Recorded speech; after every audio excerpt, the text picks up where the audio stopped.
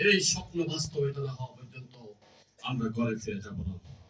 আপনাদের সকলের দীর্ঘ সুস্বাস্থ্য কামনা করি এবং আজকের এই ন্যাশনাল কংগ্রেস বাংলাদেশ এনসিপির প্রতিষ্ঠা বার্ষিকী লক্ষ কোটি মানুষের ট্যাক্স দাবাই পার্লামেন্টে দাঁড়িয়ে বলতেন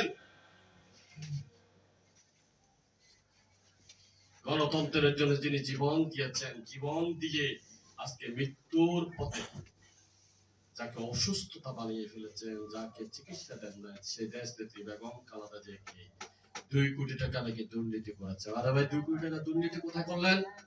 2 কোটি টাকা কয় কোটি টাকা হলো বলেন? 10 কোটি টাকার কাছাকাছি। এই ভদ্র মহিলা গণতন্ত্রের জন্য জীবন দিলেন, যৌবন দিলেন। যে সময় তার চিকিৎসা দরকার আপনি তাকে চিকিৎসা দেন নাই, মৃত্যুর মুখে ঠেলে দিয়েছেন, পার্লামেন্টে দাঁড়িয়ে ব্যঙ্গ করেছেন। বয়স হয়েছে আর কত? এগুলো মানুষের কথা। তার বিচার হওয়া দরকার না ভাই? এতগুলো মায়ের বুক খালি করে আপনি হেলিকপ্টারে করে চলে গেলেন, লজ্জা হয় না?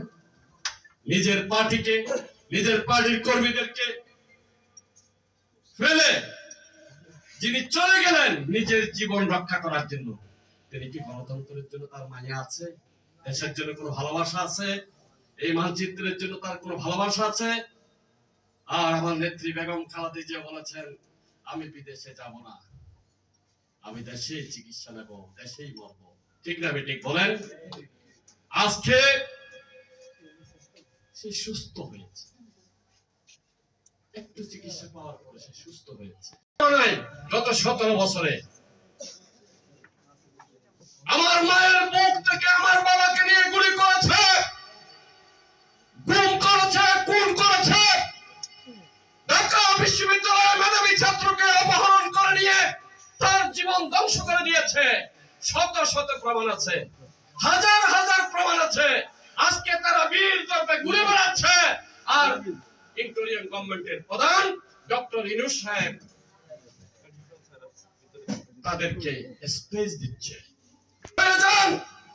যে ফ্যান শার্ট পরে শপথ নিয়েছেন, বিদায়ের ফালা কিন্তু ভিন্ন হয়ে যাবে। সম্মান মর্যাদা নিয়ে ঘরে যেতে পারবেন না। মিস্টার আসিফ নজরুল, আমাদের আন্দোলন সংগ্রামের সাথে, আমাদের রক্তের সাথে, আমাদের জীবনের সাথে, আমাদের হাজার হাজার মায়ের মুখ খালি করা এই বাংলাদেশের মানচিত্রের সাথে তুমি বেইমানি করছো। ভারতের দালালি করার চেষ্টা করবে না, সাম্রাজ্যবাদের দালালি করার চেষ্টা করবে না।